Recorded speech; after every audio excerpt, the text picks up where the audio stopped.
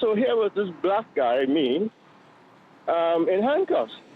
Very embarrassing. That's the voice of 81-year-old Selwyn Romilly on the phone, sharing his story about being mistakenly cuffed by Vancouver Police on the English Bay seawall. Yeah, I walk around the seawall every morning, and around 9:45, a police car drove up towards me and stopped, and another one came back up, and the police officer started talking to me. Actually, he said there's someone matching my description that was reported to them as causing a disturbance or something. I can't remember.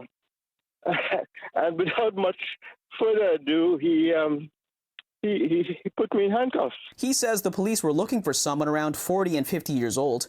Who they ended up cuffing was Mr. Romilly, BC's first black Supreme Court justice. I think he said it was for officer safety. Well, there were 5 officers there, all 6 foot something, taller than I was. I had no weapon. I had nothing. I wasn't a threat to them. At that time of the morning, Third Beach is packed with people. So here was this black guy, me, in handcuffs. Very embarrassing. Romilly says he was in handcuffs for about a minute when officers realized they had the wrong man. They apologized and removed the cuffs.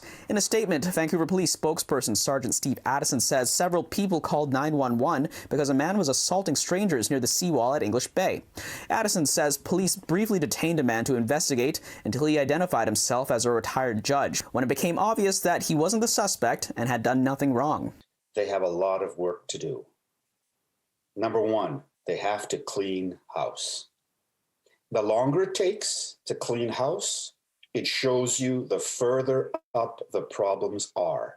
Steve September with the Anti-Racism Coalition of Vancouver says police and other sections of society need to address systemic racism by examining their recruitment strategies. Society cannot afford to recruit and maintain white supremacists in the force, in the judiciary, in the hospitals, in the healthcare system. By this very fact that this judge was handcuffed, it's proven that it's power over sense. The Vancouver Police and Mayor Kennedy Stewart have apologized to Romilly, who says the VPD needs to re-examine their police training. Whatever the training program is that it is not right now obviously isn't sufficient, or wasn't sufficient enough to keep me from being embarrassed. Romilly doesn't intend to file a formal complaint, saying that the incident already has a lot of attention. In Vancouver, Kier Junos, City News.